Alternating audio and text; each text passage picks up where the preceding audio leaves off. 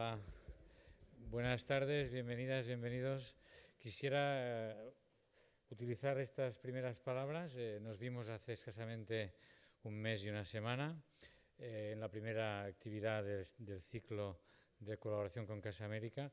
Nos volvemos a ver un mes y una semana escasos después y nos encontramos en una situación realmente triste, dura, pero que yo creo que tenemos que superar con decisión y con ganas de mantener el recuerdo vivo de Toni Travería. Toni Travería, director de Casa América, de hecho fue el que la refundó en el año 2004 y que ha estado dedicándose con una intensidad muy alta a hacer posible la difusión y el conocimiento de esta orilla del Atlántico, de la otra orilla, pero a la vez también de esta orilla hacia la otra orilla, y por lo tanto ha sido una persona que ha acumulado amigos en las dos partes.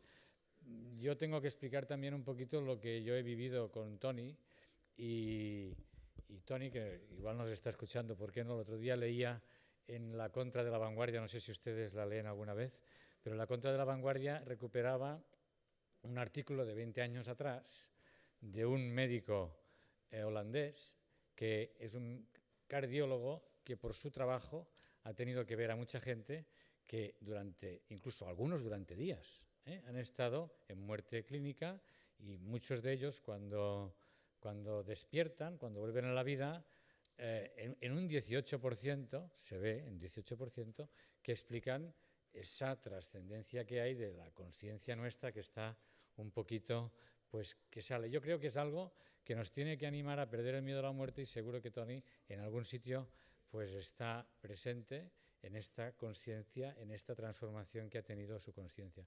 Una persona que ha dejado un legado desde el punto de vista de la divulgación cultural y en el tema de Latinoamérica, pero yo creo que más importante, y yo he tenido la suerte de tener no más de 8 o 9 conversaciones con él directas, y por teléfono quizá 10 más, pero de entrada ya es una persona que dices, tiene una mirada de un gran humanismo, de nobleza, una persona que te genera empatía, y luego pues van pasando los días, porque al final hace 5 días que murió, ¿no?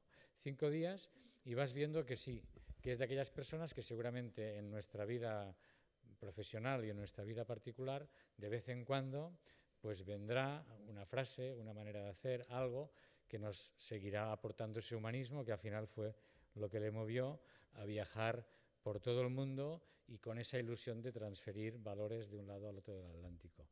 Bien, no quería decir nada más, simplemente esto, decirles que con Casa América colaboramos desde el año 2014, que hemos tenido múltiples actividades, que en el marco de este acuerdo del año 2018 hemos hecho una jornada con Natalia Moragas dedicada a la arqueoastronomía, que hoy tenemos este diálogo que ahora presentará Marta Nin, subdirectora de Casa América, y que, por otro lado, tenemos preparado una actividad excelente, extraordinaria, para los 11, 12 y 16 de junio, en el que habrá unas jornadas de gastronomía en las que intervendrán desde múltiples aspectos de la creatividad, tanto desde el punto de vista de chef como gastrónomos, etcétera, para explicar la gastronomía no solamente como el hecho de comer, sino como el hecho que es un hecho cultural. Muchas gracias, ánimo, un abrazo muy fuerte a la familia de Toni y a todos los amigos que habéis compartido, sea con más o menos proximidad, pues su vida y su obra. Muchas gracias.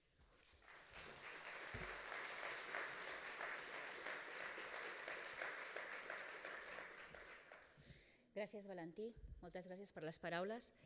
Yo creo que se da la casualidad de que esta es la primera actividad que hacemos después de que Toni nos ha dejado, y creo que bueno, las sinergias o las magias existen, porque seguramente esta es una de las actividades que más le hubiera gustado que hiciéramos, ¿no? Una que va de libros, una que va de un autor querido, una que va de un académico que estudia la obra de un autor querido, una que se hace en complicidad con una de las editoriales con las que mejor trabajamos, con Tusquets, y que se hace en esta casa, que desde hace unos años está abierta a las actividades americanistas de Casa América Cataluña. Entonces, en esa complicidad de lo no material empiezo la presentación de lo que aquí nos ocupa. Podría presentar a Leonardo Padura. Creo que la mayoría de los que están aquí lo conocen. Entonces, si me permites, Leonardo, yo te voy a saltar para que ya podáis empezar a hablar y voy a presentar a Ángel Esteban, que es el culpable de que volvamos a tener con nosotros aquí, perdón, responsable, que culpable es demasiado cristiano, el responsable de que volvamos a tener aquí con nosotros en Barcelona a Leonardo Padura. Ángel Esteban ha estudiado con especial énfasis e incidencia la obra de Padura en el mundo anglosajón, así como el éxito que tiene de público y crítico su obra. Es especialista en analizar también el retrato sociológico de la Cuba actual, que refleja tanto la literatura de Padura como las adaptaciones al cine que se han hecho de su obra. Le preguntaba a Ángel antes, cuando hemos estado juntos, desde cuándo conocía a Padura, y me dice, yo fui el que compré el libro ¿Máscaras era? De las máscaras. Y entonces creo que alguien en la reunión dice, fuiste tú quien compró ese libro, ¿no? O sea, se remonta su amistad a muy atrás.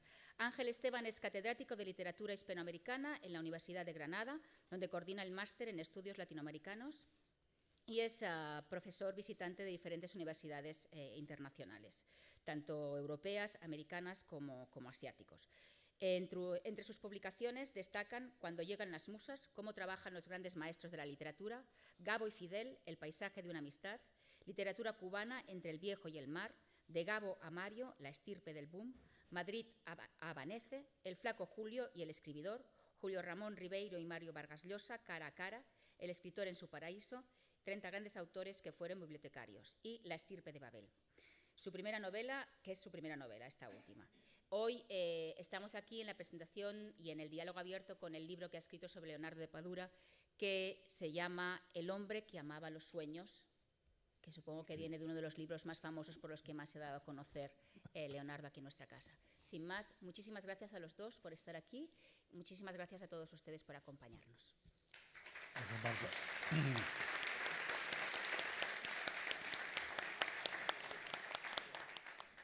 Muy buenas tardes y muchas gracias por esta presentación. Yo quiero, en primer lugar, agradecer a Casa América y a CaixaForum, pues, que han querido tener esta conversación entre Leonardo Padura y yo. Y a mí, la verdad es que me hace mucha ilusión conversar con Leonardo porque, efectivamente, como ha dicho Marta, nos conocemos hace más de 20 años, desde que la editorial Tusquets publicó la primera novela de Leonardo en España, Máscaras, y a partir de ahí pues empezó ya esa ascensión en cuanto a conocimiento del autor en España y en Europa y también en América Latina de las novelas de Leonardo Padura. Y bien, pues la circunstancia de que se ha publicado hace unas semanas este libro, El hombre que ama los sueños, lo he titulado así porque, como saben, una de las novelas más importantes de Leonardo es El hombre que ama los perros, esa novela que trata sobre, es muy difícil resumirla, ¿verdad? Porque trata sobre todo el siglo XX, lo que ha pasado en muchos lugares diferentes, pero que se puede resumir como el asesinato de Trotsky, ¿no? Y bueno, y el ascenso del estalinismo, ascenso ocaso del estalinismo, y la historia de España también, desde antes de la Guerra Civil, y la historia de Cuba hasta por lo menos los años 70-80 del siglo XX. Entonces, esa novela me llevó a mí a pensar, entre otras cosas, bueno, esa novela y muchas de las novelas de Leonardo, que uno de los ejes fundamentales de la obra de Leonardo es que hay un hombre que ama los sueños. Siempre, no solo Mario Conde y todos los amigos que están alrededor de él y mucha gente que está alrededor de esas novelas, son gente que ama los sueños, gente que ha tenido en su juventud unos ideales, y generalmente han sido en los años 70, y que llegan los años 90, que son muy difíciles para Cuba. Esos sueños se difuminan, se pierden, desaparecen, y es precisamente el momento en el que Leonardo escribe sus novelas, a partir de los años 90, y aparece esa situación de desesperanza en esa Cuba de fin de siglo que no sabe muy bien a dónde quiere, a dónde va, a dónde puede ir, más que dónde quiere, a dónde puede ir. Y entonces, bueno, quería un poco reflejar todo ese itinerario, ¿no? Desde los años 70 hasta la actualidad. Y bueno, quisiera empezar pues preguntándole a Leonardo para que hable un poco de toda esta cuestión.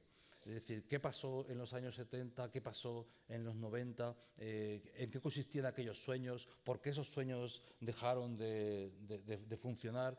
Y cómo eso se ha transmitido en las novelas de Mario Conde, y bueno, incluso en la última, ¿qué queda de aquello, de ese planteamiento? En la transparencia del tiempo, ¿qué queda de aquel planteamiento? Bueno, buenas tardes. Muchas gracias a todos los que han tenido que ver con la organización de este evento. Bueno, ya se mencionó la importancia que ha tenido para una institución como Casa de América de Cataluña la figura de Toni Travería. Lamentamos también su muerte.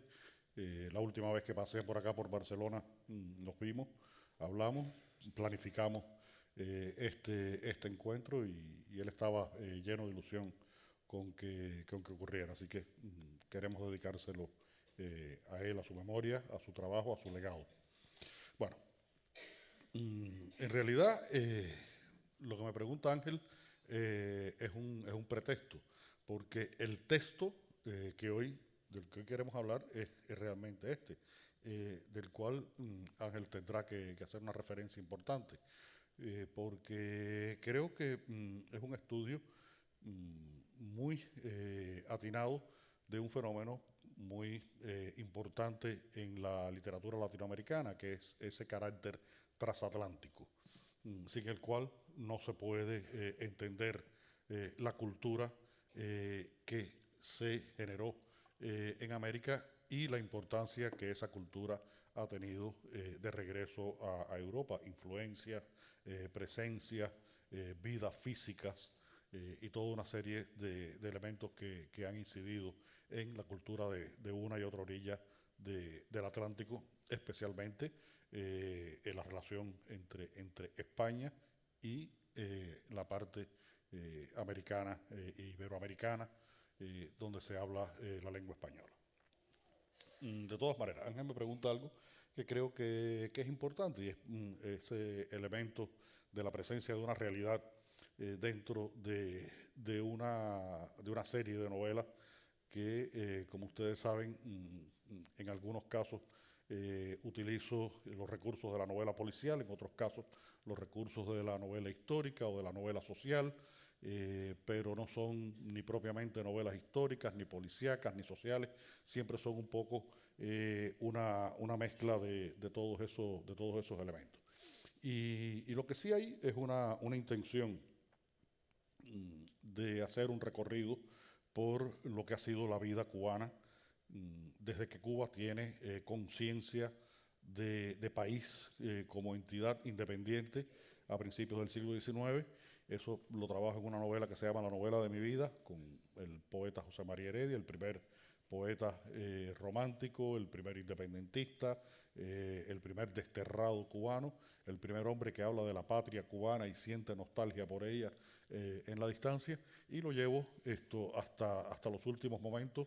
Esta última novela, La transparencia del tiempo, cierra justamente en el año 2014, en un momento histórico para Cuba, porque es el momento, cierra la novela justo en el momento en que el presidente Barack Obama y Raúl Castro comienzan a conversar, anuncian que comienzan conversaciones para un restablecimiento de relaciones diplomáticas entre Cuba y los Estados Unidos, lo cual fue en su momento una conmoción en mi país.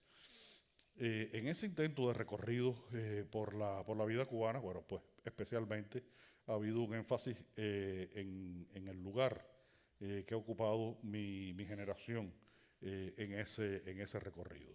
Lo que ha sido la experiencia, la vida, las esperanzas, las frustraciones, los sueños, los desencantos de una generación que creció dentro del proceso revolucionario, que en algunos casos, como es el mío, permanecimos viviendo en Cuba, en otros casos, como otros muchos escritores y personas han ido a vivir a distintas partes del mundo. Esto, por supuesto, aquí en España hay una colonia cubana importante. Y lo que ha significado esto para la experiencia de cada uno de nosotros y la experiencia grupal de mi generación. Me he valido fundamentalmente para hacer ese examen ese recorrido, ese posible retrato, testimonio de una época, de un personaje que me ha acompañado ya durante 28 años, el personaje del ex policía Mario Conde. Mario Conde, el cubano. Siempre esa... Y como decía, otro gran amigo desaparecido recientemente, Paco Camaraza, el librero de una de las librerías y uno de los promotores de la novela policial más importante que ha habido acá en España.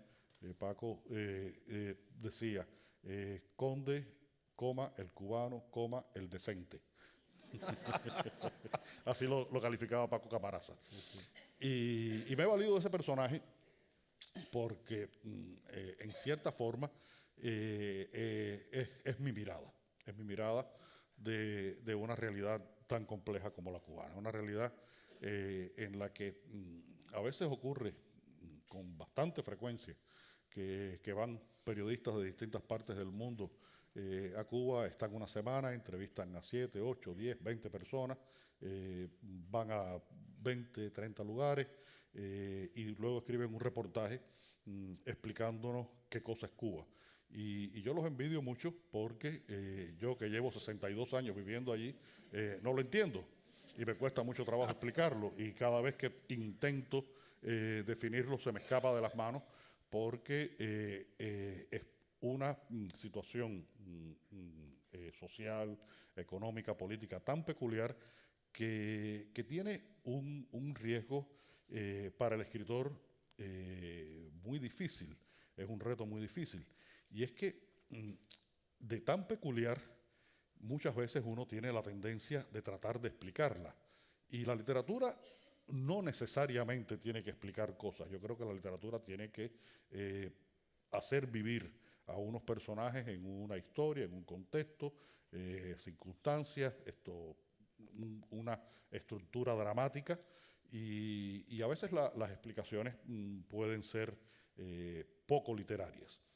Pero Cuba necesita ser explicada muchas veces para poder tener esa comprensión y para nosotros mismos tener esa comprensión.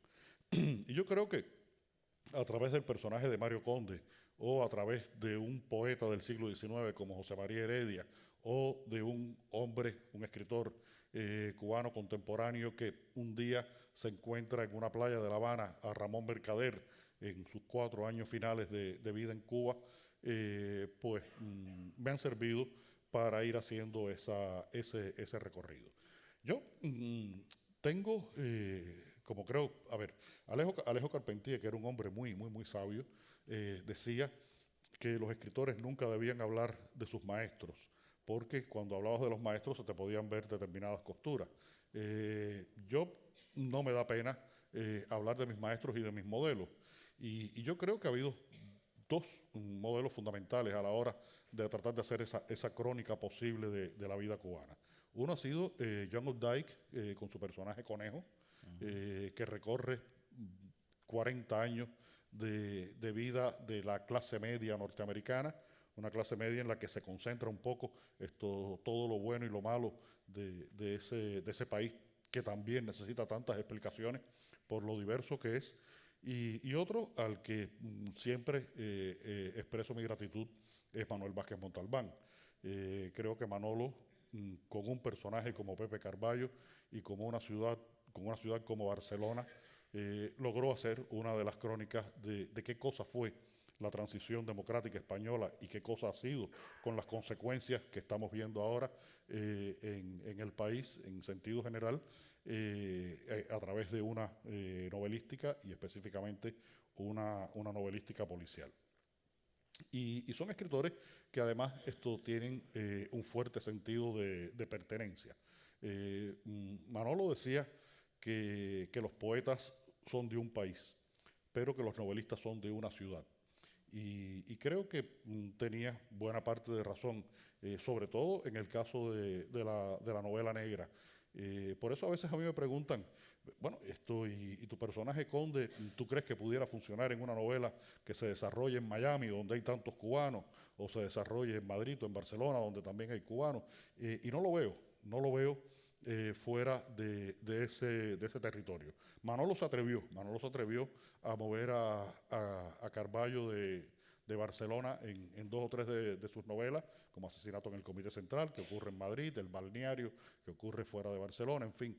Pero fundamentalmente creo que la importancia de su trabajo y el legado grande que dejó en ese sentido de cronista de un movimiento y de un momento histórico tiene que ver con esa relación profunda con una ciudad que tiene un personaje como Carballo. Y bueno, eso es un poco lo que he tratado de hacer sin explicar, sin convertir mis novelas en panfletos políticos. Le huyo como el diablo al agua bendita al panfleto político.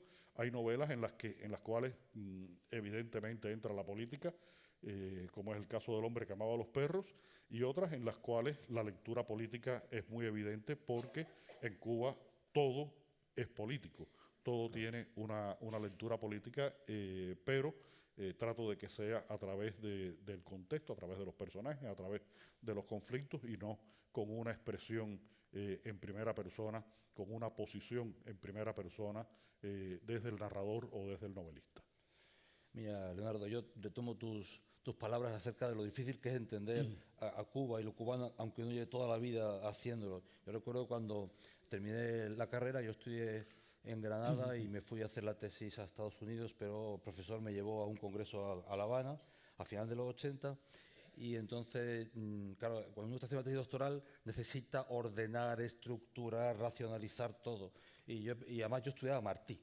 Y claro, estudiando Martí, Martí lo tiene muy claro, qué es nuestra América, qué es Cuba, o lo que es lo que tiene que ser Cuba, etc.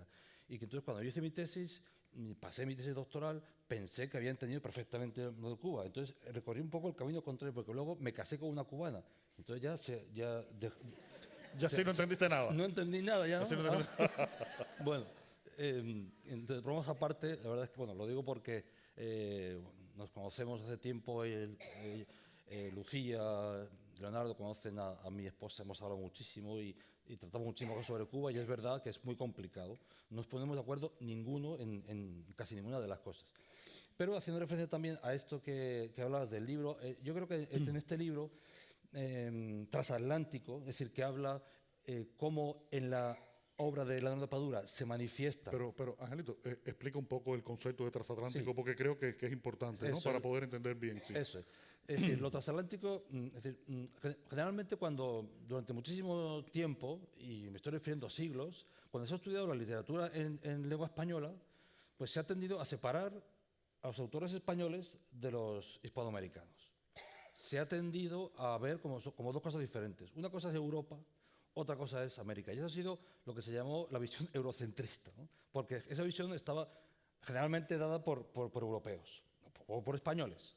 E incluso los primeros escritores o críticos latinoamericanos o hispanoamericanos que hablaban sobre estos temas tendían a manejar también conceptos que venían de España, es decir, del eurocentrismo.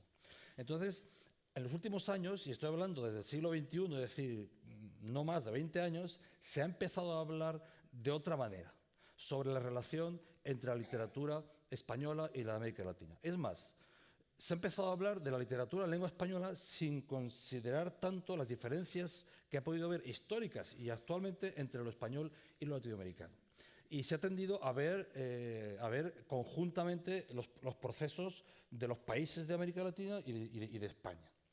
Y se ha tendido a ver lo que realmente es así, que la mayoría, o por no decir todos, los escritores de un lado y de otro tienen conexiones, tienen muchísimas conexiones, y no solo hay que ver las cosas más claras, como por ejemplo que Neruda era muy amigo de Lorca y de Alberti, ¿no? O que José Martí era hijo de españoles y que habló mucho de España, ¿no? Tantas cosas que saltan a la vista, o que Rubén Darío influyó muchísimo, fue el primer escritor latinoamericano que influyó tanto en los españoles que la poesía española después de él pues es otra cosa, distinta, ¿no? A partir del modernismo, la poesía española tiene mucho que ver con lo que hizo Rubén Darío, que era nicaragüense, un país donde prácticamente no había literatura hasta el siglo XIX, ¿no?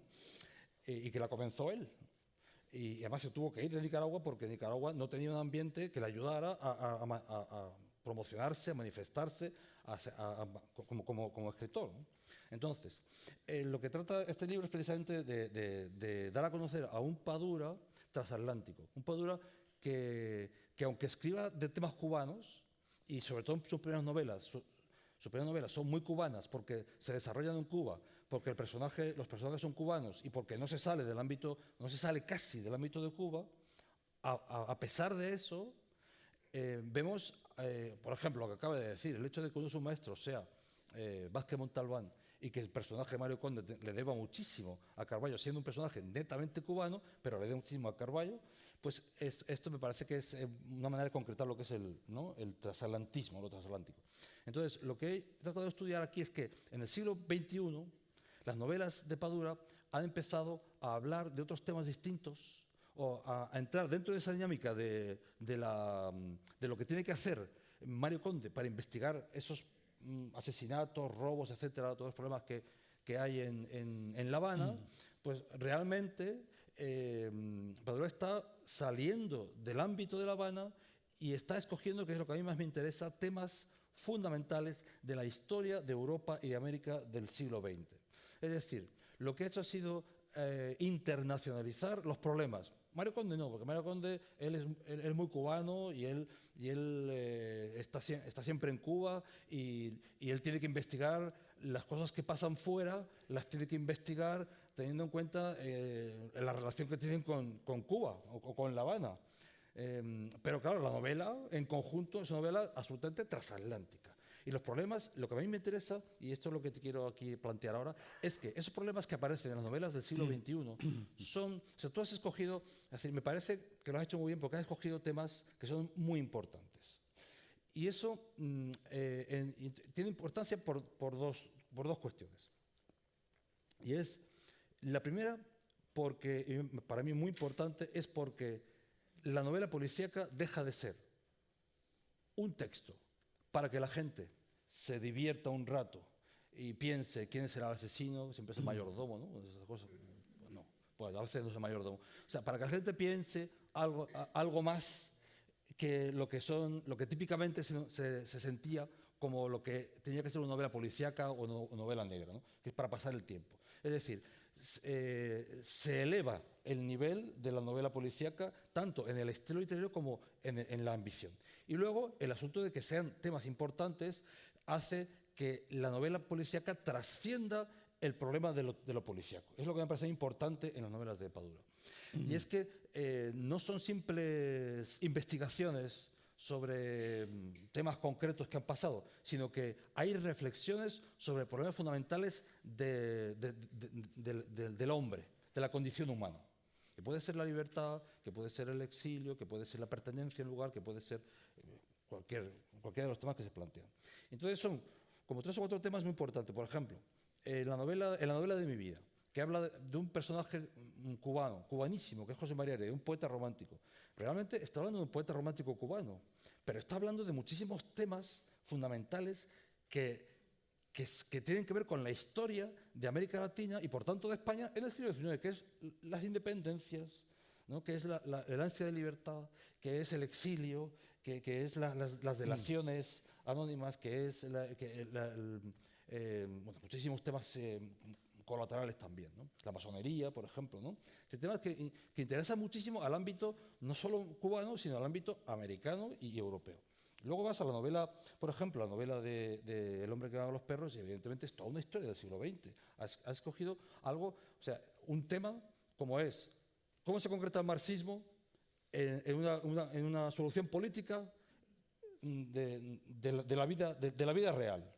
¿Cómo se concreta eso en el siglo XX? ¿Y qué significa que precisamente la Revolución Rusa y todo lo que vino después tuvo mucho que ver con que hubiera la Primera Guerra Mundial, una Segunda Guerra Mundial, una Guerra Fría posterior, etcétera, etcétera, hasta el año 89.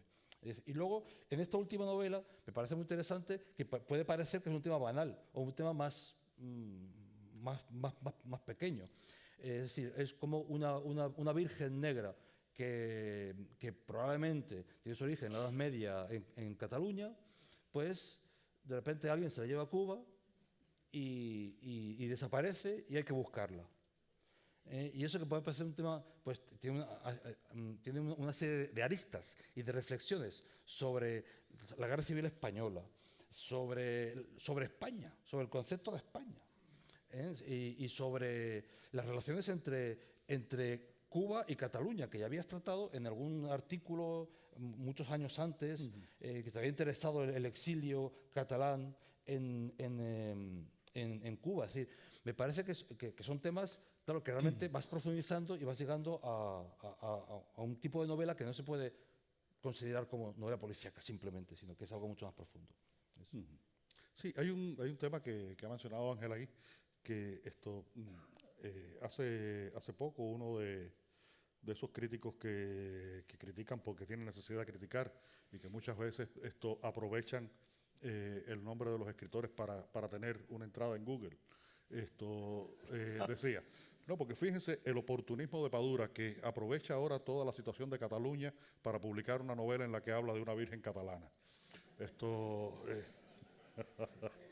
Esta novela empecé a escribirla hace 4 años y desde el principio estaba esa virgen catalana. ¿Por qué está esa virgen catalana? Bueno, pues eso es una historia de esas predestinaciones que van ocurriendo en la vida de las personas. En el año 1990 llegaron unos productores de televisión española a Cuba porque estaban haciendo un recorrido por distintos países de América Latina para hacer una serie de programas sobre las distintas migraciones regionales españolas a América. Y hablaron con un director y ese director fue a verme a mí para ver si yo quería trabajar con él, hacer la investigación, hacer el guión. Y por supuesto yo, como casi todo el mundo en Cuba, pensé, dije, bueno, seguramente nos tocan los gallegos o los asturianos, que fueron migraciones muy importantes a finales del siglo XIX y principios del siglo XX. Y bueno, nos tocó los catalanes. Y cuando nos tocó los catalanes, dije, bueno, ¿por qué? Y fui a ver a un profesor con un apellido de origen catalán, Manuel Moreno Freginals, el historiador cubano más importante del siglo XX, o el más importante de toda la historia de Cuba, porque es un historiador que siempre se reconoció como un historiador marxista. Entendía la historia desde el punto de vista de la economía como una determinante de los procesos sociales e históricos. Y lo primero que me dijo Moreno fue, mira, la modernización de Cuba se debe a la migración catalana del siglo XIX y una buena parte de la modernización de Cataluña se debió a la riqueza que esos catalanes lograron llevar a España.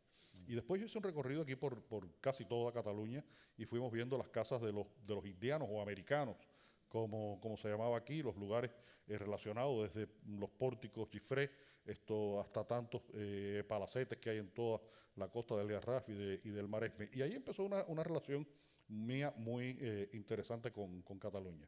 Después, cuando voy a escribir El hombre que amaba a los perros, pues ¿con qué me encuentro? Con otro catalán, con Mercader. Si Mercader es el catalán universal, tengan cuidado.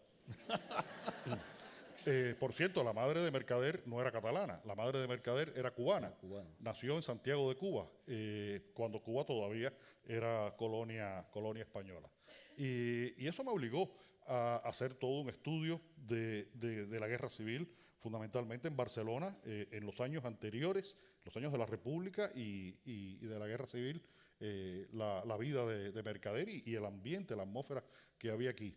Y una de las mejores cosas que me pasó fue que con 2 urbanistas catalanes hice un recorrido por Barcelona del año 2007 para ver la Barcelona de 1930.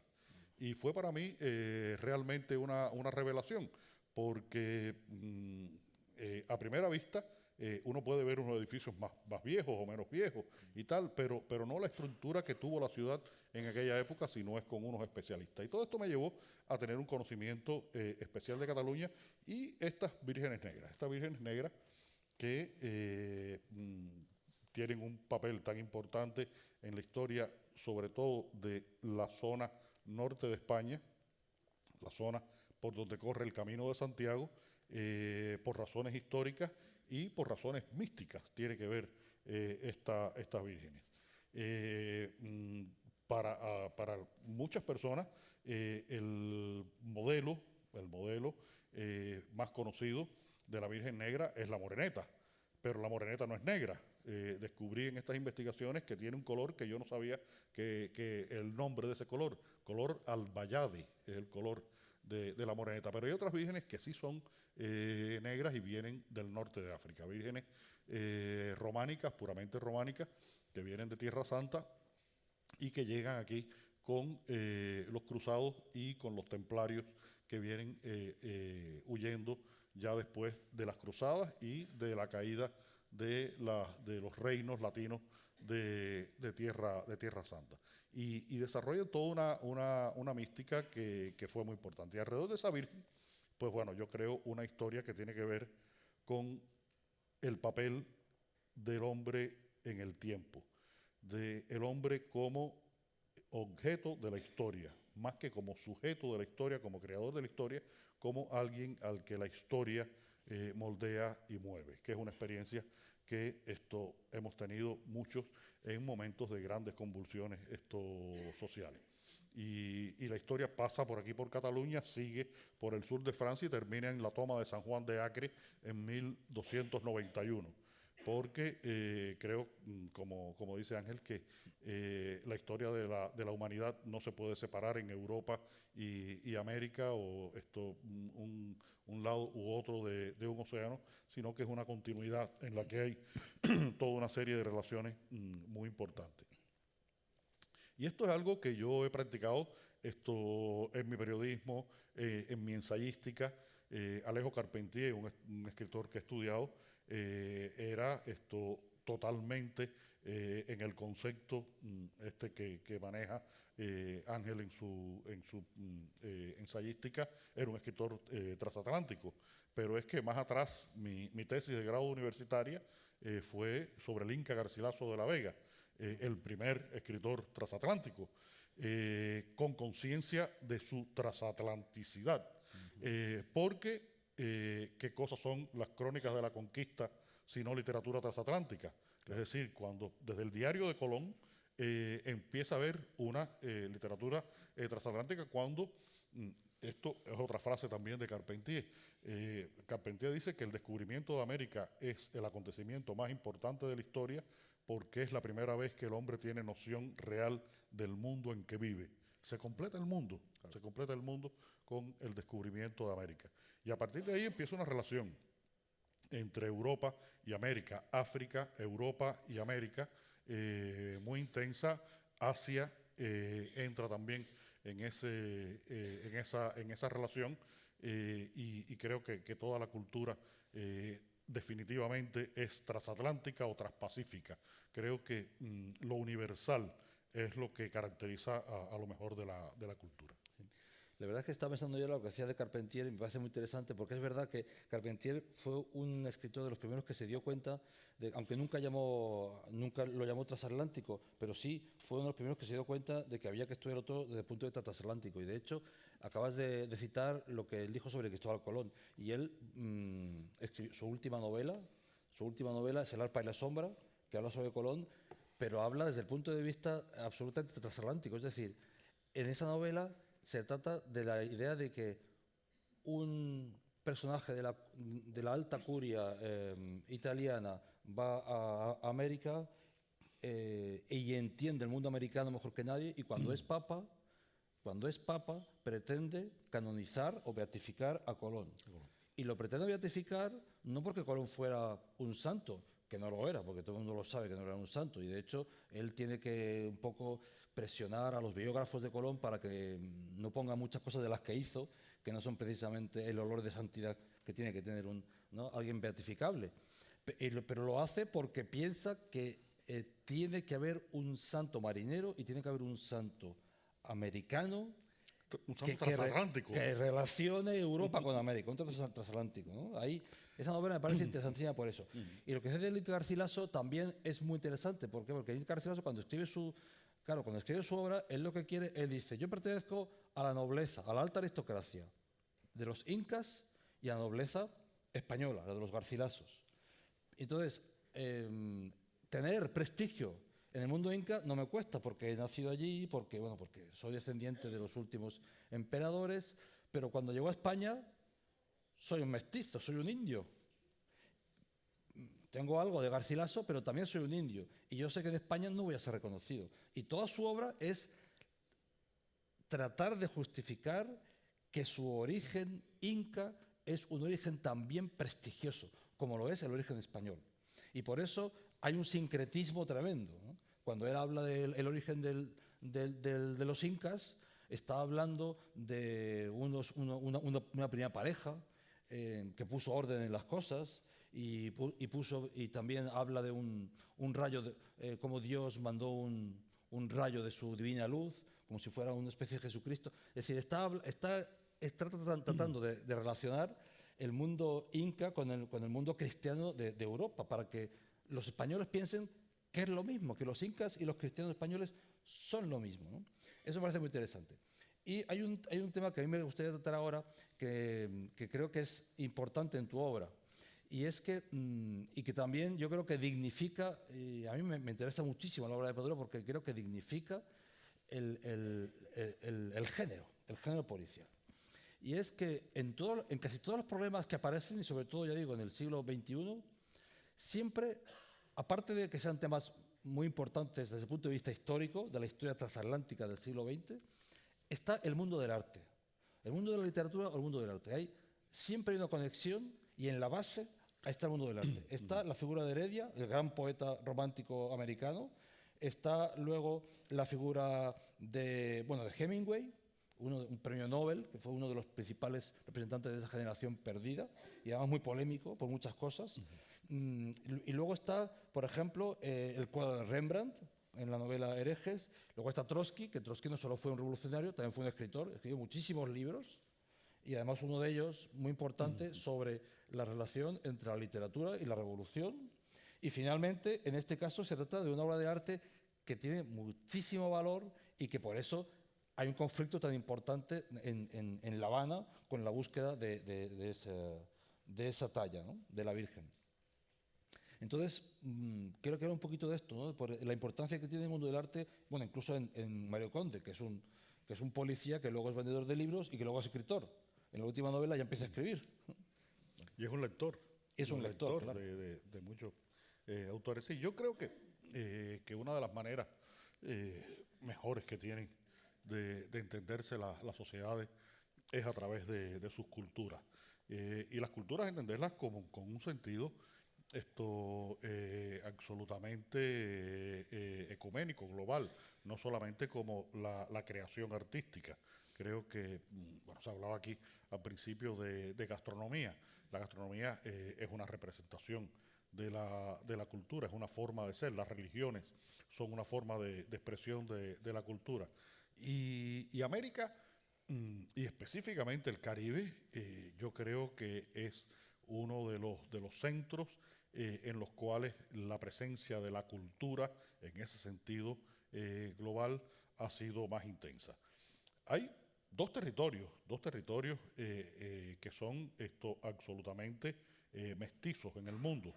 Uno está aquí en la esquina, el Mediterráneo. El Mediterráneo ha sido el cruce de tantas culturas a lo largo de tantos siglos, que ha creado un carácter, ha creado una forma de ser, y ha sido la cuna de muchísimas culturas. Y en los tiempos modernos, pues el Caribe, un lugar donde han confluido españoles, portugueses, franceses, holandeses, ingleses, después han llegado chinos, han llegado árabes, estuvieron judíos. La primera sinagoga se fundó en el norte de Brasil. La primera sinagoga sefardí se fundó en el norte de Brasil, en la costa que da al Caribe. Y es un territorio que además no solamente está compuesto por las islas, está compuesto también por importantes espacios de tierra firme, desde ese Golfo de México que engloba a los Estados Unidos, México y Centroamérica, hasta la costa norte del continente suramericano, y todas estas islas donde incluso han surgido idiomas nuevos idiomas nuevos, como el papiamento que se habla en las islas holandesas, o el creol, que se habla en determinadas islas francesas, son lenguas que se han creado a partir de esa mezcla. Por lo tanto, yo creo mucho en la presencia de la cultura como una manera de creación de sociedades, de maneras de pensar, de maneras de sentir. Yo ahorita hablaba de este fenómeno de la presencia de los catalanes en Cuba en el siglo XIX. Y hay un elemento, por ejemplo, que es absolutamente significativo porque es esencial en la historia de Cuba. Y que tiene que ver con la cultura, y no con la cultura artística, sino con la cultura práctica. Y es el hecho de que hayan sido catalanes los que crearon las primeras marcas de ron importantes de Cuba. Todo el mundo conoce, por supuesto. Si a alguien le pregunta, dime el nombre de un ron, casi seguro va a decir Bacardí. Que por cierto, en Estados Unidos dicen Bacardi. Y yo conozco a uno de los Bacardí originales de Cuba, que se llamaba igual que el fundador igual que el fundador de la estirpe, Facundo Bacardí, y dice que a él lo peor que le puede pasar cuando llegue a Estados Unidos es que le digan Bacardi, porque dice que eso lo pone enfermo. Y toda esa cultura práctica, pero bueno, también está la parte de la cultura artística, las relaciones que se establecen. En una novela como Herejes, a través del mundo del judaísmo, o de estos sefardíes que llegan a Ámsterdam, expulsados de aquí de España y de Portugal por la Inquisición, por la Iglesia Católica, crean allí una sociedad de la cual ellos participan en el momento en que Ámsterdam se convierte en la ciudad más rica del mundo. La ciudad más rica del mundo, donde más pintores había por metros cuadrados, y uno de esos pintores es precisamente Rembrandt. La importancia de Rembrandt para la pintura universal es un hecho indiscutible, y ha influido no solamente en la pintura europea, ha influido también en la pintura americana. Por lo tanto, creo que la cultura, Hemingway y su relación con España. ¿Cuántos textos de Hemingway se desarrollan en España? ¿Cuántos textos de Hemingway, hablando de su creación cuentística y novelística, se desarrollan en Cuba? Creo que tiene más textos que se desarrollan en España y en Cuba que en los Estados Unidos. Posiblemente. Ahora, si nos ponemos a sacar la cuenta rápidamente, Fiesta, Por quien doblan las campanas, aquí en España, Islas en el Golfo, El viejo y el mar, Tener y no tener, en fin, es que son relaciones culturales muy esenciales en la formación del imaginario colectivo, pero también de la creación de un sentido del mundo en que vivimos como un mundo en el cual existen fronteras, porque tienen que existir fronteras, pero que culturalmente esas fronteras pueden ser violadas, y son constantemente violadas por la creación artística.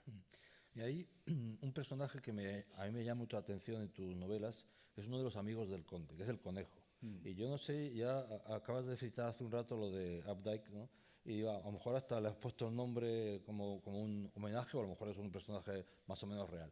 El asunto es que en esta última novela el conejo tiene un problema, suscita un problema, porque además tiene algún familiar en el que está precisamente dentro de esa problemática que se plantea, y es que, claro, en un momento en que en Cuba hay una gran pobreza y no parece que haya una salida fácil, de repente mucha gente se debate entre quedarse o irse.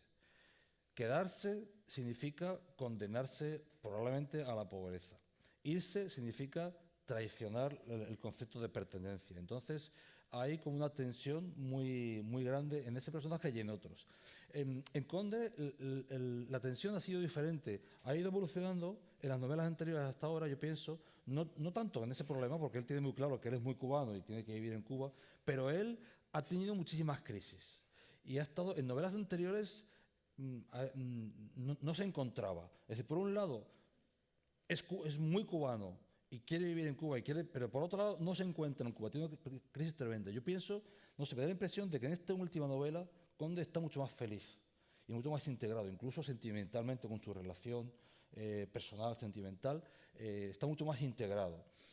No sé si tú eso es una cosa consciente o inconsciente o piensas que no es así. Pero que nos hable un poco de este tema, ¿no? Del tema de estos conflictos, esas tensiones que aparecen en estos personajes sobre la necesidad, por un lado, del concepto de pertenencia, porque son cubanos, pero por otro lado, la idea de que fuera de Cuba les podría ir mejor, ¿no? No, creo que ese es un tema que también es universal. También es universal el drama del exilio, el drama de dejar el lugar al que uno pertenece y trasladarse a otro por condiciones que pueden recorrer todo el espectro de la gama social y pueden ir desde lo político hasta lo sentimental, como decisión, como origen de una decisión de salir de un territorio propio. Pero creo que el elemento de la pertenencia, que es tan importante o que ha sido tan importante para tantas generaciones, en los últimos tiempos como que se diluye un poco con un fenómeno que es real y que estamos viviendo, que es la globalización. De hecho, estamos viviendo en un mundo distinto, estamos viviendo en una era diferente, que es la era digital. Y eso hace que tenga menos peso, siento yo, este fenómeno de la pertenencia. En el caso del creador puede ser distinto. En el caso del creador puede ser distinto y específicamente en el caso del escritor. Tengo muchos amigos músicos, amigos pintores que viven fuera de Cuba y que pueden hacer su carrera con relativa facilidad. Tengo amigos escritores que viven fuera de Cuba y algunos de ellos me han confesado de que sienten que han perdido la tierra que tenían debajo de los pies, que para ellos es un problema porque amigos, por ejemplo, que viven aquí en España, que llevan ya 15, 20 años viviendo aquí en España y que me dicen esto, el problema es que yo salí de Cuba a una edad que ya nunca voy a ser español, pero tampoco dejo de ser cubano, pero no estoy viviendo en Cuba, no estoy siguiéndole el pulso a lo que ocurre en Cuba, de qué manera puedo seguir escribiendo, seguir trabajando, porque puedes escribir una novela sobre el cubano que emigra a España, pero no puedes escribir 5 novelas porque te repetirías, ¿no? Sobre el cubano que emigra a España, a menos que tengas una imaginación muy, muy especial, todo es posible. Pero el hecho de la pertenencia tiene que ver con esa frase que cité antes de Vázquez Montalbán, de que un escritor pertenece a una ciudad. Hay un caso, yo creo, Ángel, en el cual estaremos de acuerdo, en que ese drama se ve de una manera dramática, que es el caso de Guillermo Cabrera Infante. Eso te iba a decir. El caso de Guillermo Cabrera Infante, que sale de Cuba en el momento en que ha escrito Tres Tristes Tigres y después logra escribir una gran novela que es La Habana para un infante difunto, que es su viaje de regreso a la memoria habanera que ha dejado detrás, pero que nunca pudo volver a superarse como escritor porque perdió el territorio que era la esencia de su creación. Por lo tanto, puede ser realmente muy dramática la relación con la pertenencia. En mi caso específico, yo pues tomé una decisión. Yo recuerdo que en el año 1992, cuando peor estaban las cosas en Cuba, no había electricidad, no había comida, no había guagua, no había ni aire. Esto era una época absolutamente terrible. Yo fui por primera vez a los Estados Unidos y fui a Miami, estuve en Miami unos días y cada vez que hablaba con alguien me decía, bueno, pues te vas a quedar, ¿verdad? Y yo le decía, no, yo estoy aquí de visita y tal. Y evadía la respuesta porque me di cuenta con las primeras 2 o 3 personas que le dije, no, yo voy a regresar, que pensaron de que yo tenía que haber regresado, pero a un hospital psiquiátrico, que me ingresaran por estar loco por regresar a Cuba. Pude haberme quedado perfectamente, tenía familia, amigos que vivían en los Estados Unidos, en una época en que era muy fácil obtener una residencia norteamericana, un trabajo, en fin. Pero en mí pesó una cosa fundamental, y es el hecho de que yo quería escribir, y que yo para escribir sabía que necesitaba Cuba. Y pago un precio por esa decisión, pero tengo la satisfacción de que he podido seguir siendo un escritor cubano que vive en Cuba y escribe sobre Cuba, a pesar de todos los pesares que eso haya podido traerme. Claro. Fíjate que además Carolina Infante, lo que estaba diciendo, después de recuperar la memoria de Cuba con la segunda novela, Habana para un infante difunto, dejó de escribir, o sea, no continuó escribiendo novelas. Es decir, ha escrito libros sobre cine, escribió muchos artículos sobre muchas cosas, escribió cosas sobre temas europeos, también sobre temas cubanos, pero no volvió a hacer otra gran novela. No. Y lo que se ha publicado después de su muerte, pues son novelas que no tienen, son textos que no tienen la calidad de los primeros, ¿no? Yo recuerdo que efectivamente lo que dice es cierto. ¿Cómo puede influir el concepto de pertenencia en todo esto? Yo me acuerdo que una vez hablando con él en su casa allí en Londres, me contaba que él, cuando se fue de Cuba, pues llegó a España y quiso quedarse en España, pero no pudo, no se le concedió la ciudadanía ni pudo vivir, y además dice que le ocurrió algo que bueno, digo, me voy de una dictadura, llego a otra dictadura y tiene que salir corriendo. Y además dice que lo que ya le llevó a irse del país fue que un día estaba en la playa, yo no sé si era aquí en la zona de Cataluña o en la zona de Valencia. Estaba en la playa y entonces, era en Torremolinos. Que entonces Torremolinos todavía no era lo que era una cosa, había muy poquita gente, era el año 60, todavía no había empezado el boom, ¿no? Fuerte. Entonces estaba allí en la playa y entonces no había nadie, estaban ellos dos, él y su mujer. Y de repente llega la Guardia Civil y le dicen: usted tiene que, a ella, a la mujer, usted no puede estar como está. Y llevaba un bikini. Y tiene que ponerse un bañador, porque no se puede estar en bikini. Entonces, bueno, salieron ahí, se cambió, se puso un bañador entero, y al rato llegó otra vez la Guardia Civil. Usted no puede estar así. Bueno, pues si yo, dice, es que era color carne y parece que está desnuda. Entonces dice, bueno, y ya Carlos te digo, ya, después de esto me voy de aquí. Y se fue a decir que él se fue a Londres y ahí vivió toda su vida. Y él llamaba el exilio cósmico, ¿no? De un exilio a otro exilio, un tercer exilio. Y efectivamente eso le influyó muchísimo. Y le influyó en los temas y en el hecho incluso de que ya no pudiera escribir más narrativa acerca de Cuba. Y cuando escribía cosas de Cuba, escribía de una Cuba que ya no existía, que era la Cuba de los años 40-50, ¿no? Bueno, hay otro tema ahí que me parece que es muy interesante en tu obra y que tiene que ver con todos estos grandes planteamientos y esa manera de engrandecer la novela policíaca, o la novela negra, o la novela de investigación. Y yo creo que en esta última novela aparece mucho más que en las anteriores, y es el conflicto entre lo espiritual, la tensión entre lo espiritual y lo ajeno a lo espiritual. Hay una conversación muy interesante entre estos dos personajes de la Edad Media, Roger de la Flor y Antonio Barral, sobre precisamente alrededor de la cuestión de la Virgen que hay que transportar porque es milagrosa, sobre si uno se cree que estas cosas que han pasado, que parecen milagrosas, que le han salvado la vida varias veces, es real o han sido coincidencias. Es decir, si se puede hablar de milagro o no. Entonces hay una discusión fuerte entre los dos personajes. Esas discusiones aparecen de otra manera entre algunos de los personajes del siglo XX en esta novela y en otras novelas, pero yo creo que es en la que se plantea de una manera más fuerte. El conflicto, o sea, el tema de lo espiritual.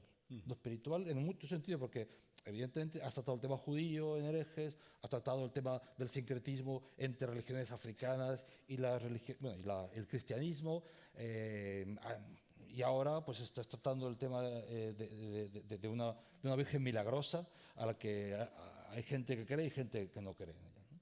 Entonces, bueno, ¿cómo todo esto? Sí, este es un tema al que me he ido abocando con distintos libros. El papel de la fe en la vida de las personas. Yo no soy creyente, esa es una historia que le regalé a Conde de mi biografía personal. Cuando hice la primera comunión, con 7 años, le dije a mi madre, bueno, hasta aquí llegaron mis relaciones con la iglesia, los domingos se han hecho para jugar pelota, no para ir a misa, y me fui a jugar béisbol a la esquina de mi casa. Y bueno, soy ateo, agnóstico, a veces aunque creo, siendo ateo y agnóstico, creo que existe algo por allá arriba que a veces tiene determinadas intervenciones y hace cosas un poco raras. Pero sí, sobre todo este papel de la fe en la vida de la gente, de cómo influye. En esta novela, cuando viene un amigo de Conde a pedirle que busque a la Virgen que le han robado, le dice que es una Virgen de regla. En Cuba, una Virgen negra, la primera asociación es una Virgen de regla. Igual que puede ser aquí en Cataluña la Moreneta, en Cuba es la Virgen de Regla. La Virgen de Regla es una Virgen de origen andaluz que tiene su santuario en Chipiona y que llegó a Cuba muy al principio de la conquista española, y tiene un santuario en la otra vertiente de la bahía de La Habana. Está La Habana y la ciudad en un lado, y de la otra parte ese pequeño pueblito donde está esta ermita de la Virgen de Regla. Y es una Virgen negra, post-románica, es decir, de 2 siglos después, 1 siglo y medio, 2 siglos después de estas vírgenes románicas, que tienen características muy específicas, físicas, de la manera en que fueron concebidas, el tocado, la corona, la forma majestática que tienen esos tronos en que están sentadas casi todas estas vírgenes, que tienen unas características muy específicas. Pero bueno, la Virgen de Regla es una virgen considerada milagrera en Cuba, pero no solamente es que sea una virgen considerada milagrera, sino que es una virgen que ha sido identificada con una deidad africana, los orishas, como se llaman, de la religión yorubá, que es Yemayá, la dueña de los mares y la dueña de las aguas. Y eso ha hecho que esta virgen tenga pues muchísimos más adeptos en Cuba. Este fenómeno de la fe es muy curioso en Cuba, donde todo es tan peculiar. Yo recuerdo que en una época, como un castigo que me pusieron, yo tuve que ir a hacer un curso de ateísmo científico.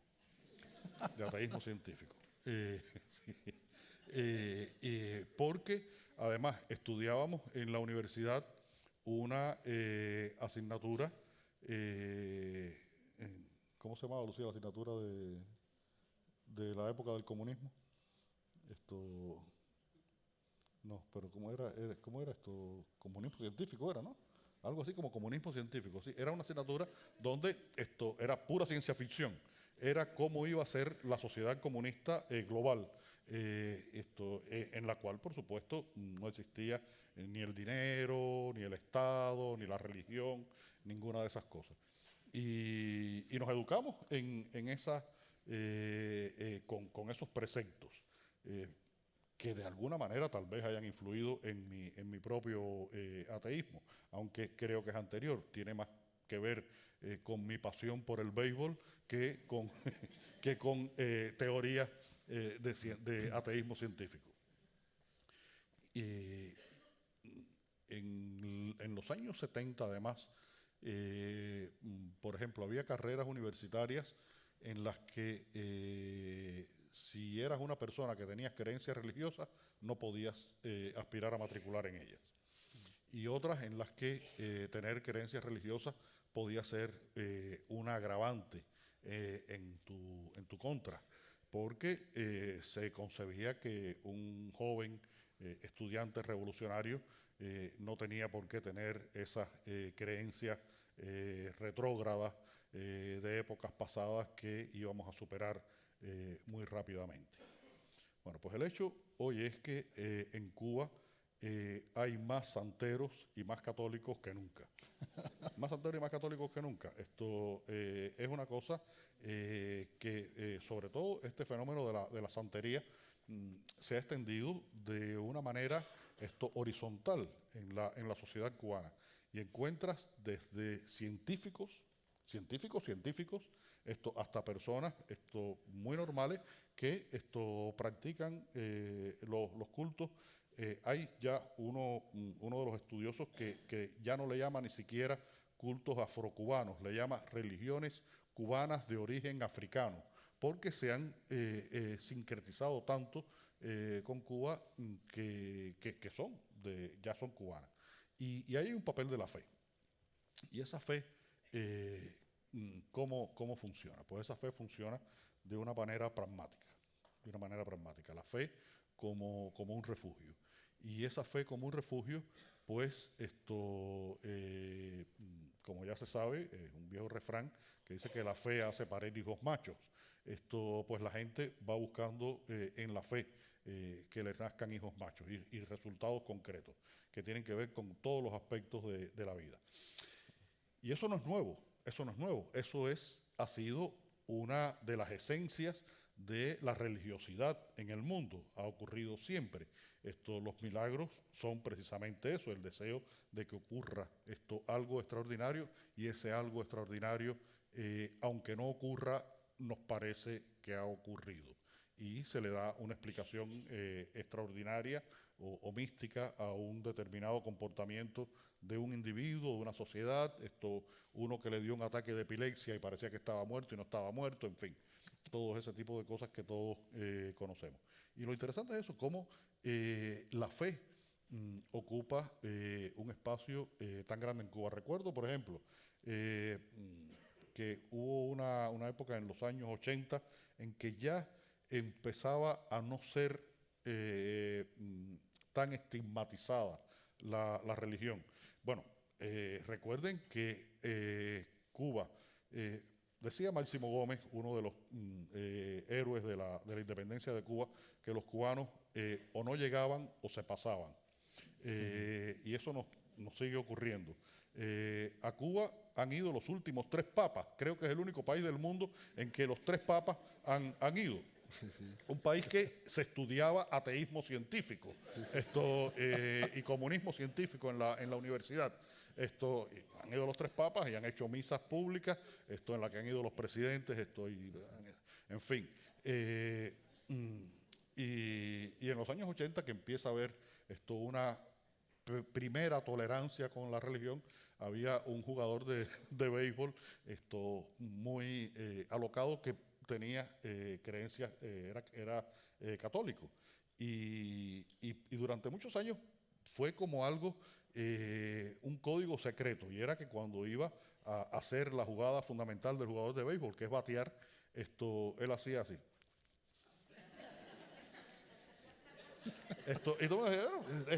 Era un poco como Rafa Nadal, ¿no? Que Rafa Nadal se rasca una oreja, la nariz y se rasca el culo, ¿no? Este hacía así.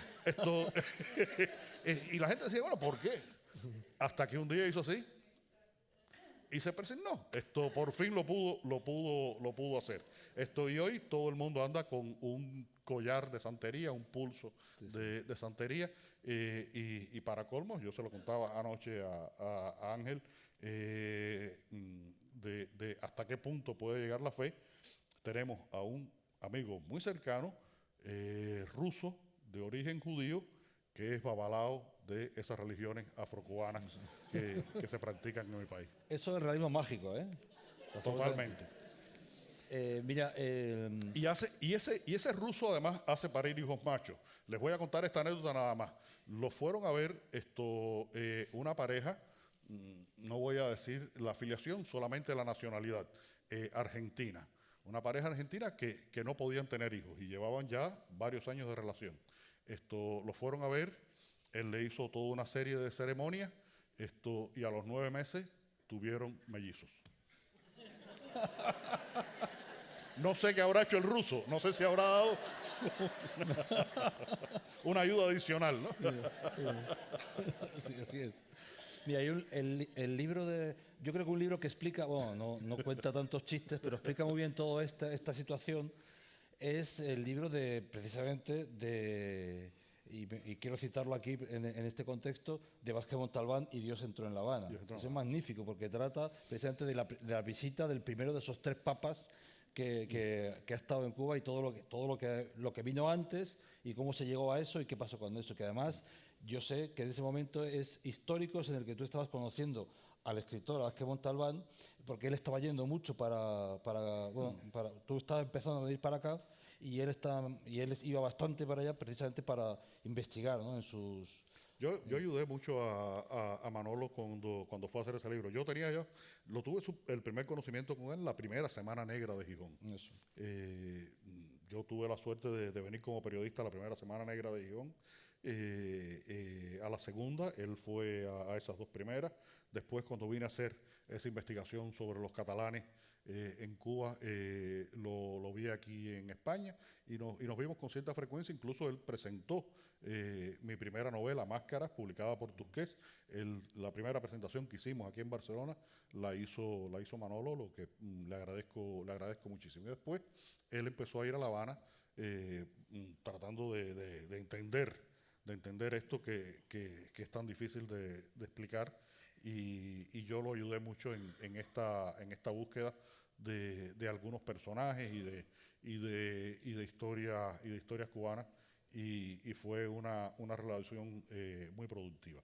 Tú has mencionado algo y quiero un poco redondear para cerrar con esto, que creo que es importante, y es